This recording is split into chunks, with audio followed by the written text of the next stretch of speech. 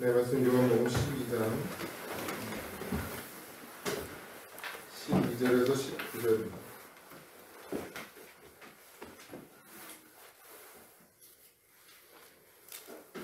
요한복음 12장 12절에서 19절. 찾으셨어요? 네. 합독합니다. 그 이튿날에는 명절에 온 큰 무리가 예수께서 예루살렘으로 오신다는 것을 듣고 종려나무 가지를 가지고 맞으러 나가 외치되 호산나 찬송하리로다. 주의 이름으로 오시는 이 곧 이스라엘의 왕이시여 하더라. 예수는 한 어린 아이를 보고 하시니 이는 기록된 바 시온 따라 두려워 말라. 보라, 너의 왕이 나사렛 새끼를 타고 오신다 함과 같더라. 제자들은 처음에 이 일을 깨닫지 못하였다가 예수께서 영광을 얻으신 후에야 이것이 예수께 대하여 기록된 것인가 사람들이 예수께 이같이 한 것임이 생각났더라. 나사로를 무덤에서 불러내어 죽은 자 가운데서 사실 때에 함께 있던 무리가 증언한지라. 이에 무리가 예수에게 물어주는 이 표적 행하심을 들었음이로라. 바리새인들이 서로 말하되 볼지어다 너희의 하는 일이 쓸데없다. 보라, 온 세상이 그를 따르는도다 하니라. 아멘. 할렐루야.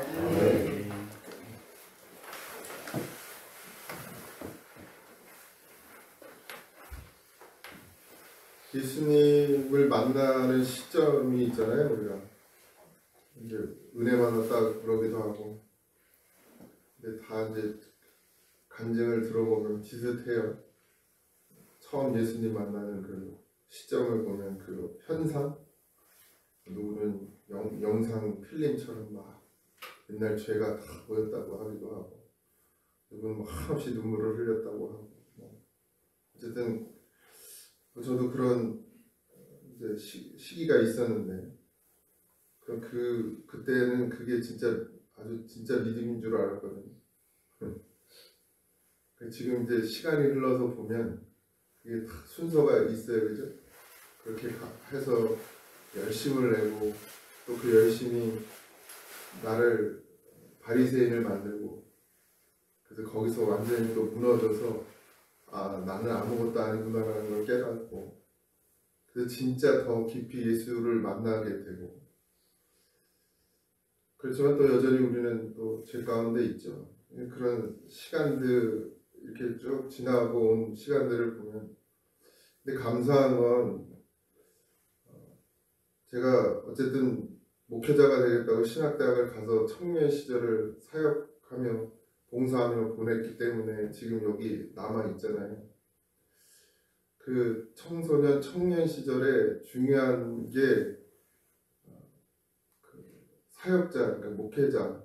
그러니까 청년이나 청소년들은 담임 목사님하고 너무 거리가 멀어요. 영적으로 가르쳐주고 이끌어주고 붙잡아줄 사람이 필요한데, 저희도 시골의 교회에 전도사님 하나 없이 지냈죠. 그러다 보니까 이제 저랑 같이 신앙생활하던 친구들은 다 떨어져 나가고, 이제 그래도 이제 외지에 나가서 신앙생활 그래도 여전히 하는 친구들 몇은 있지만 대부분은 신앙생활을 안 해요. 그래도 저희 동기들이 한 20명 가까이 됐었는데, 20명 교회 다니는 친구들이 지금 하는 친구들은 5명 이제 방황하고 들매는 거죠. 말해도 가야지는 애 아직 안 가. 하나님이 역사하시는데도 안 가. 말 안 듣고 안 들어. 그래서 이 부교육자가 되게 중요합니다. 우리 전사님도 계시지만 그 시점에 담임 목사하고는 영적 교류가 안 되니까 부교육자들이 영적으로 그 아이들을 좀 잡아주고, 그 시점에서 정말 중요한 시기거든요. 우리 교회도 보세요. 청년들 지금 다 방황하고 들매고 있잖아요. 청년, 30대 청년들 보면. 그러니까 그런 시점들이 다 있죠. 예수님을 만나는 시점이 있고, 또 열심을 내는 시점이 있고, 그러다 보면 내 열심이었구나라는 걸 깨닫는 시점이 있고, 그래서 다시 더 깊이 예수를 만나고 더 깊은 신앙생활을 해가고, 그러면서 점점 자라나야 되거든요. 거기에 가장 중요한 게 성령이죠. 우리가 처음 예수님을 만난 것도 성령의 역사지만 진짜 성령은 우리를 생명으로 계속 이끌어 가십니다. 아멘. 근데 우리는 처음 이제 어떤 그 영적인 체험, 예수님을 만난 것이 그게 전부라고 생각하는데 사실 그건 이제 시작에 불과한 것이죠. 마치 예수님이 제자들을 찾아가서 나를 따라와라 했던 그 시점과 우리가 처음 회개하고 막 눈물을 흘리고 콧물을 흘리며 예수님 만났던 시점과 비슷한 시점이죠. 근데 십자가 앞에서 모두가 다 주저앉잖아요. 예수님이 십자가에 달려 죽으실 때. 근데 가만히 지켜보면 그래도 그 곁에서 울던 여인들도 있었고, 그렇죠? 예수님의 시신을 걷어들이는 사람도 있었습니다. 결국 어쨌든 더 중요한 건 성령의 충만함입니다. 오늘 보면 이제 많은 무리들이 예수님을 따랐다. 이제 호산나 호산나 하죠. 종려나무 가지를 흔들며 여기 이제 간단하게 기록되어 있어요. 예수님이 나귀를 타는 장면도 간단하게 적혀져 있죠. 사람들의 기대, 그러니까 예수님을 향한 사람들의 기대는 좀 달랐어요. 예수님의 생각과.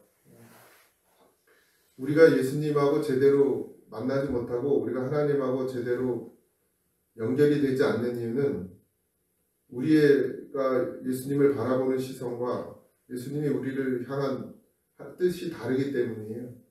지금도 여전히 그들이 종려나무 가지를 흔들며 예수님을 환영하지만 예수님이 이 땅에 오신 하나님의 뜻과 그들이 환영하는 그 뜻이 달라요. 그러다 보니까 안 만나지는 거죠. 우리가 왜 하나님하고 온전히 결합되고 연합될 수 없냐면 자꾸 우리가 하나님의 뜻에 벗어난 것을 우리의 마음에 두기 때문입니다. 그래서 우리는 계속 그걸 쳐내야 돼요. 사도 바울이 육신을 쳐서 자꾸 걱정시켰다고 했던 거. 사도 바울도 사람입니다. 아무리 성령이 충만해도 그러니까 우리랑은 다른 성령 이러면 안 되고 다른 성령은 아니지. 더 뜨거운 성령을 받았는지 뭐 그렇게 복음을 위해서 목숨을 걸고 열정을 내는 사람이 흔하지는 않잖아요.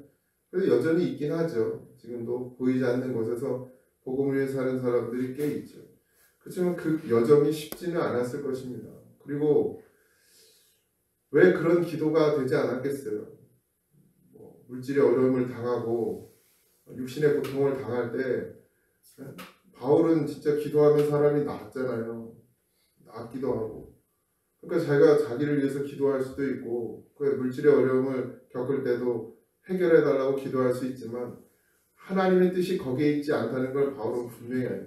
육신을 쳐서 복종시켰다는 것은 자기가 뭐 졸리고 피곤하고 이런 문제가 아니고 내가 정말 하나님께 구해야 될 것을 구해야 되는데 상황이나 환경 때문에 다른 것을 구하는 것을 바울이 지금 여기에 있는 사람들처럼 그런 것을 구할까봐 자기를 쳐서 하나님의 뜻에 하나님의 말씀에 복종했다는 거죠.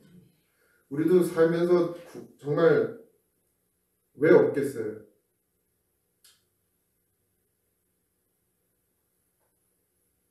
수도 없이 많죠. 수도 없이 많아요. 하나님 이런 문제 좀 해결해 줬으면 좋겠다고. 그렇게 기도할 것들이 얼마나 많겠어요. 근데 하나님이 정말 원하시는 뜻이 무엇인지를 알아야 되죠. 그게 문제가 해결되는 게 문제가 아니고 하나님이 그 일을 왜 내게 주셨는지 그 뜻을 알고 그걸 놓고 기도하는 게 더 중요한 것이죠. 지금 이들은 예수님을 자기들의 욕심을 채우는 그냥 자기들의 왕으로 환영하고 있잖아요. 며칠 전에 말씀 예수님은 도깨비 방망이가 아닙니다. 예수님이 우리를 구원하러 오셨죠. 그렇게 생명 주시러 오셨어요. 적어도 이 새벽에라도 우리가 정말 우리가 원하는 걸 구하지 말고 하나님의 뜻을 구하고 하나님 원하시는 것을 구할 수 있는 믿음이 되길 소망합니다. 예수님이 나귀를 타세 스가랴 9장 9절에 시온에 따라 크게 기뻐할지어다 예루살렘의 딸들아 즐거이 부를지어다 보라 내 왕이 내게 임하시나니 그는 공의로우시며 구원을 베푸시며 겸손하여서 나귀를 다시나니 나귀는 작은 것 곧 나귀 새끼입니다. 말씀을 이루시러 이 땅 가운데 오셨어요. 그래서 말씀대로 하죠. 여러분 얼마나 볼품없겠어요. 나귀 발이 막 땅에 닿아. 새끼 나귀 아닙니까? 그러니까 난 탈에도 안 되고서 새끼 나귀니까 발이 땅에 닿아요. 이게 그러니까 뭐랄까 이제 사람들이 막 분위기를 보세요. 멋진 말을 타고 그죠? 그리고 높은 말을 타고 위험 있게 들어와야 되는 상황 아니에요? 근데 진짜 새끼 나귀 발이 막 땅에 닿는 걸 타고 들어오시는 거예요. 근데 그것도 하나의 말씀이니까 이루시는 거예요. 우린 자꾸 우리의 세상의 것들로 하나님의 뜻을 이루려고 하거든요. 하나님이 나를 원하면 그냥 나를 드리면 되죠. 하나님 내게 있는 것을 원하면 내게 있는 것을 드리면 되죠. 근데 우린 자꾸 내가 지금 내 상황과 내 환경에 맞는 걸 드리려고 해요. 하나님은 그런 걸 원하시는 게 아니죠. 하나님이 원하시는 걸 드리기를 원하시는 거예요. 예수님이 가장 잘하신 것은 상황이나 환경과 상관없이 하나님의 뜻대로 움직이셨다는 거예요. 뜻대로 하셨다는 거. 그 끝이 뭐 십자가였죠. 그 과정 가운데 한 번도 하나님의 뜻을 거스리고 거역하신 적이 없이 아버지가 원하시고 바라시는 대로 뭐 태어나는 건 본인이 한 건 아니지만 어쨌든 모든 그 과정들을 그렇게 겪어 나가셨죠. 겸손은 하나님의 뜻을 행하는 게 겸손입니다. 나귀를 타서 겸손이 아니라 겸손의 왕이라 그러는데 하나님의 뜻대로 살아가는 인생이 겸손한 거예요. 우리가 뭐 이게 겸손이 아니고 하나님의 뜻을 따라 사는 것. 때로는 세상이 그걸 어이없이 여길 수도 있죠. 예수님도 그랬잖아요. 예수님이 그냥 세상의 눈으로 봤을 때 겸손하셨나요? 뭐 가서 성전을 뒤엎었어요. 세상의 눈으로 보면 그게 겸손한 게 아니죠. 어찌 저러나 싶겠지. 그리고 막 누가 들을 때 바리새인들한테 독사의 자식들이라고 하는 말은 겸손해서 나올 수 있는 말인가요? 우리가 생각하는 겸손해서. 근데 하시잖아요. 그게 예수님의 마음이 아니라 하나님의 마음이고 하나님의 뜻이었다라는 게 중요하죠. 그렇다고 또 아무데나 가서 독사의 자식들아 이러지 마세요. 우리가 할 수 있는 범위는 아닌 것 같고. 근데 이 상황, 그러니까 예수님의 가장 큰 권세가 뭐예요? 겸손이에요. 하나님의 말씀대로 가는 것. 그게 섬김이고요. 성도들도 목사에게 순종하는 게 아니라 하나님 말씀에 순종하는 것이죠. 그게 목사를 섬기는 거예요. 제가 누누이 말씀드리지만 물론 목사는 성도들이 좋은 거 해다 주면 좋죠. 그걸 섬김이라고 가끔 말하고 싶을 때도 있어요. 저도. 목사가 어디 간다 그러면 이렇게 막 두둑이 용돈도 주고 막 이런 게 섬김입니다. 이렇게 말하고 싶어. 나도 가끔은.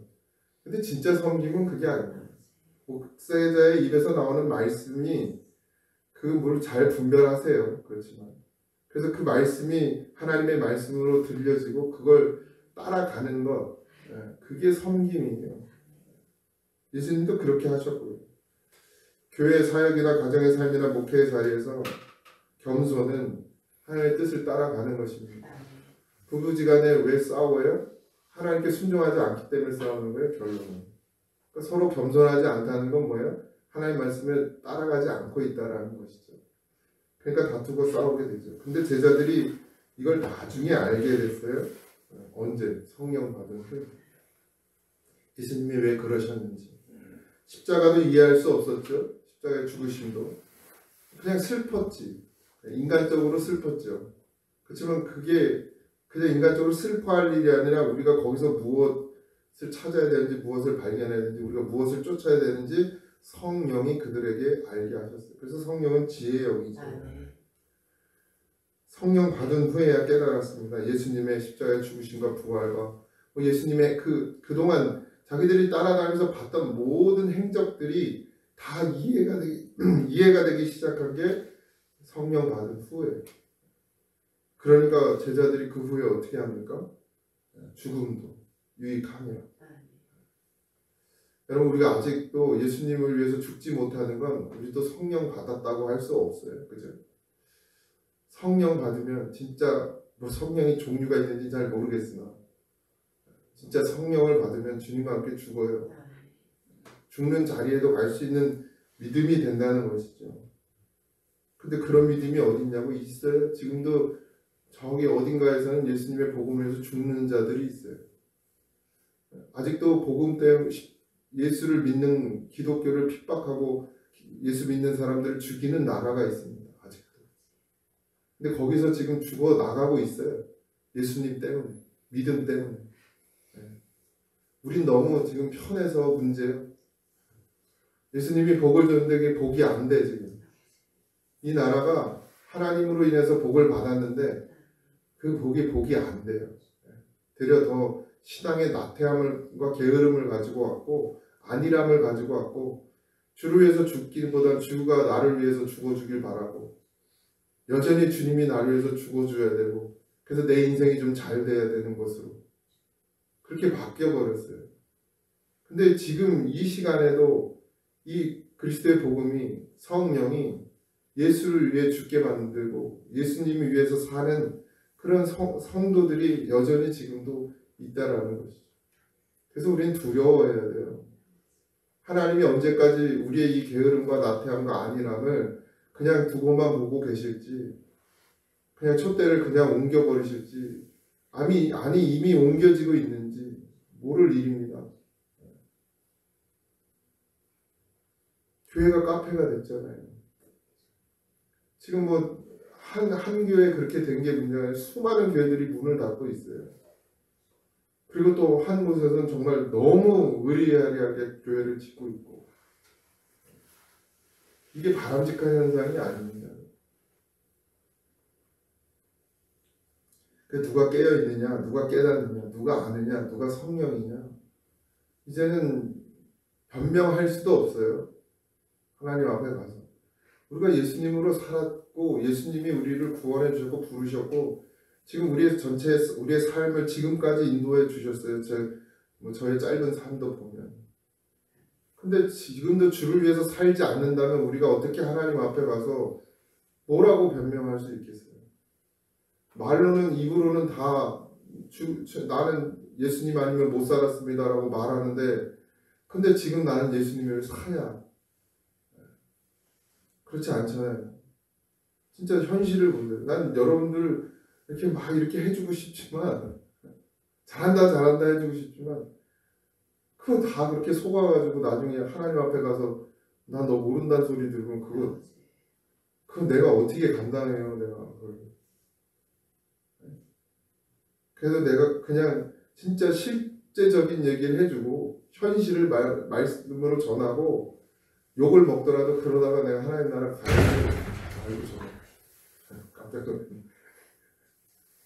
그래도 하나님 나라 가야지. 네? 그냥 성도들 속이고 그냥 잘하고 있어요 그러면서 빨대 꽂아서 쪽쪽 빨아먹다가 내가 가면 나도 하나님 나라 못 가는데 하나님 나라 갈 수가 없다. 우리 정말 깨어 있어야 됩니다. 네. 항상 두 부류가 있어요. 예수님을 따르는데 거기에 두 부류가 있고 예수님 안 따르는 사람은 뭐 이미 다 끝난 거고 뭐 다시 돌아오는 기회가 있지만 지금 성경은 예수님을 따른다고 하는 사람이 두 부류가 있단 말이에요. 진짜 예수님과 함께 죽는 사람이 있고 그냥 예수님이 그냥 나의 인생을 좀 쫙 펼쳐줬으면 좋겠는 사람이 있다는 말이죠. 뭐 적어도 내가 예수님이 나의 인생을 쫙 펴달라는 쪽은 아니더라도 그럼 예수님과 함께 죽는 쪽이냐? 그것도 또 아니요. 어설프게 중간에 있어가지고 이도저도 아닌 인생 살지 말고 확실하게 죽으세요. 나사로처럼 확실하게 죽어야 확실하게 사는 거지 죽은 것도 아니고 산 것도 아닌 것처럼 살다가 하나님 나라 문턱에 가가지고 쫓겨나 정신 바짝 차리고 뭐 겁주려고 하는 게 아닙니다. 같이 가야죠 하나님 나라. 뭐 저는 뭐 하나님 나라 당첨된 게 아니고 저도 마찬가지. 다 마찬가지죠. 우리가 예수님을 어떻게 맞이하고 계십니까? 그냥 왕으로 내 인생 펴줄 왕으로 기다리고 계십니까? 아니면 나를 구원하신 예수님, 이제 내가 주를 따라가고 제자들과 같이 또 많은 그리스도인들처럼, 사실 제자들만 예수님 위해 죽은 건 아니잖아요. 기록된 자료들이 그런 거지. 이름 없이 빛도 없이 진짜 예수를 위해서 살다가 죽은 수많은 그리스도인들이 있어요. 우리도 거기에 이름을 올려야죠. 이 땅이 아무리 편안하고 아무리 뭐 별 문제 없이 산다 할지라도 그래도 난 예수님 위해서 죽어야 돼. 그래서 우리도 거기에 이름을 올려야지. 예수님과 죽지 않는데 어떻게 예수님과 살아요? 분명히 성경이 그렇게 말씀하세요. 나와 죽어야 산다. 아멘. 그 죽은 게 어떤 건지는 잘 모르겠습니다. 지금 이 시대에서 어떻게 하는 것이 죽는 것인지 여러분들 각자에게 하나님께서 응답하시겠죠. 저는 저의 방식대로 하나님이 나를 주님과 함께 죽게 하시겠죠. 여러분은 여러분들의 삶 가운데서 주님과 함께 죽고 주님과 함께 사는 그런 역사를 하시겠죠. 그때 여러분 순종하세요. 아멘. 그러면 사는 거예요. 그게 진짜 사는 거예요. 아멘. 이 땅에서 뭐 조금 더 잘 먹고 조금 더 잘 쓰고 조금 더 편하게 산다고 여러분 그게 예수 믿고 복 받는 게 아니고요. 이 땅에서 어렵고 힘들어도 그런 사람도 있어요. 정말 새벽에 쓰레기, 청소기 그거 하면서 그 피곤한 몸을 이끌고 복음을 전하고 자기 시간을 그럼 여유가 있냐 넉넉하냐 그렇지 않아요. 그런데도 그 새벽에 일어나서 일하고 낮에 또 복음을 주를 위해 살고 왜 더 좋은 거 왜 더 편한 거 모르겠어요. 근데 그런 사람들이 있어요. 자기를 위해서 온전히 다 쓰지 않고 주를 위해서 쓰기 위해서 불편함을 마다하지 않는 사람들이 많단 말이에요. 저는 우리 교회가 그런 성도들이 많이 일어나길 소망합니다. 그냥 그저 뭐 교회를 위해서가 아니라 뭐 주를 위해 사세요. 주를 위해서, 예수를 위해서. 오늘 우리가 예수님을 따라가는 뜻이 분명하셔야 합니다. 주님과 함께 죽어야 산다는 걸 알기 때문에 우리가 예수님 따라가는 것이죠. 십자가를 위해서라면, 복음을 위해서라면, 하나님 나라를 위해서라면 무엇도 아까워하지 않는 그런 믿음이 되셔서 하나님 나라에서 기뻐하는 그런 한 영혼이 되길 주님으로 축복합니다. 오늘 또 1박 2일로 우리 일남선교회가 오랜만에 여행을 가시니 저 있을 때는 한 번도 안 갔어요. 부교육자 때도 안 가시고 진짜 오랜만에 가시는 것 같은데 앞뒤로 잘 갔다 올 수 있도록 우리 회장님이 대표로 나오셨어요. 오늘 다 나올 줄 알았더니 대표로 회장님은 오셨어요. 어쨌든 멀리 가시더라고요. 저도 갑니다. 같이. 내일 전사님 예배 인도하실 거고 멀리 갔다 오는데 피곤하겠죠. 잘 운행 잘하고 안전하게 잘 다녀올 수 있도록 기도해 주시고 귀한 교제의 시간이 됐으면 좋겠습니다. 기도하겠습니다. 하나님 감사합니다. 예수로 살아야 되고 예수로 죽어야 하고 정말 부활은 십자가에서만 가능한 일인 줄 압니다. 죄가 있어도 죄가 없어도 다 주님과 함께 죽어야 사는 것을 우리에게 말씀하여 주셨고 예수님이 하나님의 말씀에 순종하기에 그 새끼 나귀에 오르신 것처럼 때로는 우리가 아버지 하나님 하고 싶지 않은 일도 있고 하지 않으려고 하는 일도 있으나 주님이 말씀하시면 그것이 어디든지 나아갈 수 있는 믿음이 되게 하여 주옵소서. 새벽을 깨우는 성도들이 더 깊이 하나님과 교제하게 하시고 영적 깊이에 들어가 정말 주님과 함께 죽을 수 있는 믿음에까지 이르게 하셔서 정말 수없이 이름도 없이 빛도 없이 살아와 주님과 함께 죽었던 그리스도인들처럼 우리도 그렇게 주님과 함께 죽음으로 말미암아 우리의 생명책에 기록되게 하시고 정말 끝날 하나님 만나는 그날 기뻐하고 찬송할 수 있는 그런 믿음의 자리에 우리가 있게 하여 주시옵소서. 오늘 일남성교회가 여행을 갑니다. 먼 곳을 가는데 오가는 여정 하나님 지켜주시고 교회를 위해서 피땀 흘리며 수고하고 노력하는 것들 하나님 다 기억하실 줄 압니다. 그러나 그것이 우리의 의가 되지 않게 하시고 주여 주를 위해서 더 쓰임받지 못하는 것, 주를 위해서 죽지 못하는 것 회개하며 평생을 주를 위해 살다가 주님의 나라에 갈 수 있는 일남성교회 되도록 하나님 축복하여 주시옵소서. 오가는 여정 다 지켜주시고 그 모든 여정 가운데 함께 동행하여 주셔서 정말 주 안에서 기쁘고 행복한 시간 되게 하여 주옵소서.